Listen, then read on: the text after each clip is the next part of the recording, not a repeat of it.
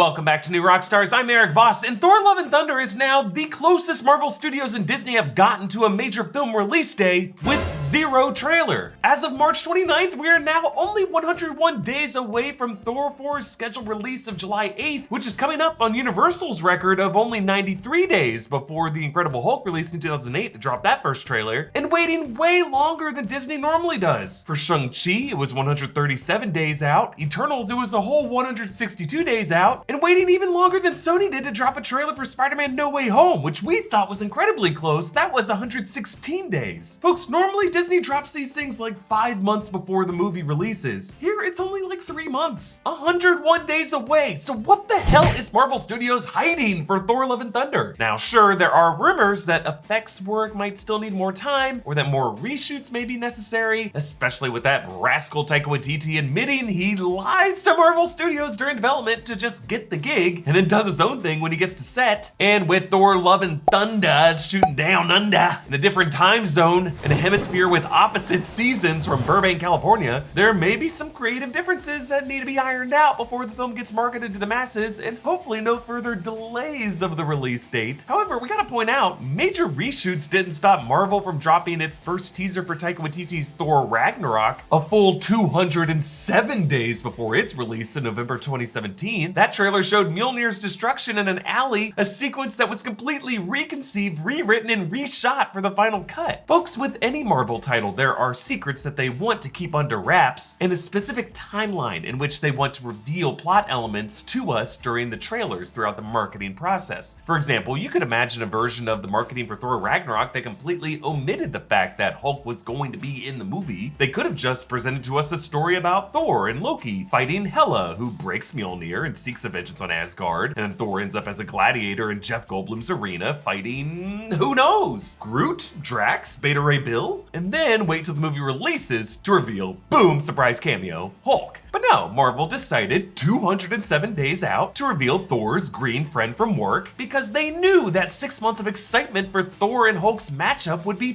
part of this narrative experience. So the fact that we still got nada for Thor Love and Thunder suggests that this movie's plot might be interwoven with story implications from other Marvel titles that Marvel does not want to ruin. Of course, I'm talking specifically about Doctor Strange in the Multiverse of Madness, a movie that was going to come out on March 25th, but back in October, it was delayed 6 weeks to May 6th, while Thor 4 was delayed from May 6th to July 8th, 9 weeks, making these movies come out 3 weeks closer together than they were before. And that 3-week difference actually perfectly fits with our expectations of when we'd be seeing a Thor Love and Thunder first trailer. Like if Multiverse of Madness had kept its March 25th release, Marvel could have dropped a Love and Thunder trailer that week and then wouldn't have waited as long as Sony did for its trailer for No Way Home. None of us would be complaining. So if this whole synchronization insanity between Multiverse of Madness and Thor Love and Thunder is legit, I see 3 possible secrets about the stories of these movies that Marvel might want to keep hidden by delaying Thor Love and Thunder's marketing. But hey, imagine this scenario. You got a big date or an important job interview, or you're about to be in front of millions of people watching you on YouTube, but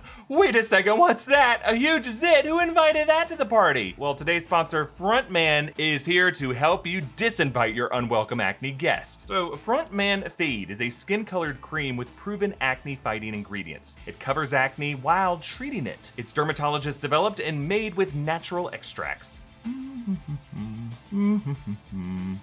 What greasy spot? Look, you'll be looking better in literally 10 seconds. Frontman Fade won't clog your pores and it's sweat-proof, which is good for me because some of my videos can get pretty intense. It's like I'm running a 10K through these missable details, am I right? So grab yourself some Frontman Fade to cover your acne while treating it. Head to befrontman.com/newrockstars or use the link in the description for 15% off your order. So here's what we know about Love and Thunder so far. We last saw Thor teaming up with the Guardians of the Galaxy at the end of Avengers Endgame, leaving Valkyrie in charge of Asgard. Spider-Man No Way Home teased that there was political turmoil going down in New Asgard, suggesting there may be a threat to Valkyrie's rule, or perhaps she abdicated, leaving a kind of power vacuum. Now, we know from set photos and merch releases that New Asgard is being turned into a tourist attraction, where visitors can ride floating Viking ships carted by Thor's 2 goats, and that broken pieces of Mjolnir are kept on display, and they have a theater stage where they reenact Hela's destruction of Mjolnir, Mjolnir. We know that the story will adapt Jason Aaron's The Mighty Thor comics, where Jane Foster wields Mjolnir, powering up into a female Thor to help stave off her cancer. We also know that Valkyrie will go by King Valkyrie, and that the villain, Christian Bale as Gore the God Butcher, will have his pale, sickly appearance. We also know that the Guardians of the Galaxy will appear in this movie, and that there are rumors that Russell Crowe might appear as Zeus, though that has not been confirmed. Based on all of this, the first possible secret I'm thinking about is that Thor Love and Thunder could begin with a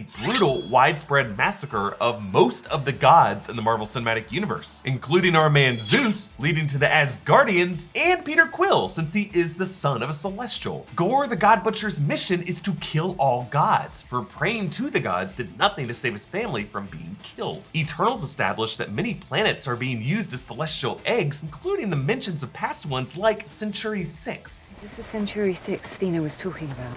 Yeah, it's a planet. She thinks she used to live there until it was destroyed. Always talks about massive quakes ripping it apart. Everyone died, including herself.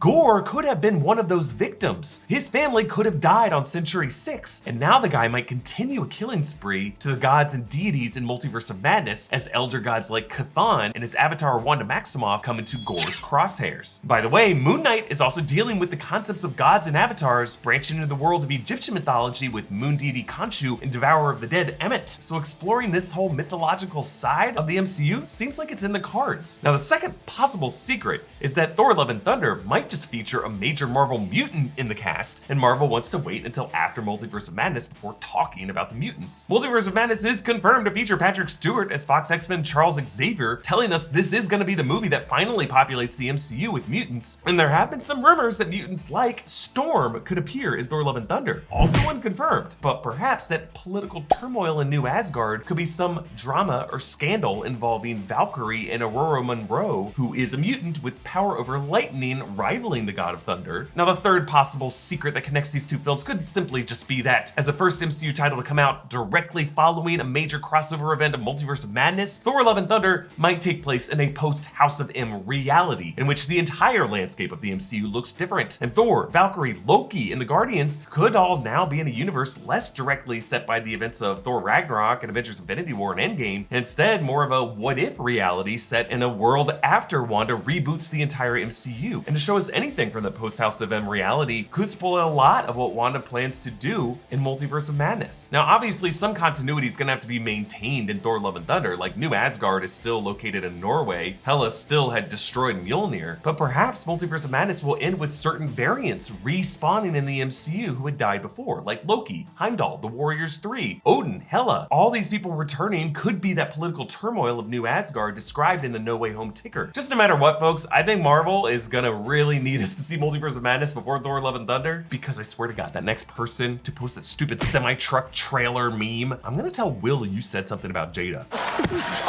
Damn! Follow me on Instagram and Twitter at EA Voss. Follow New Rockstars, subscribe to New Rockstars for more analysis of everything you love. Thanks for watching, bye.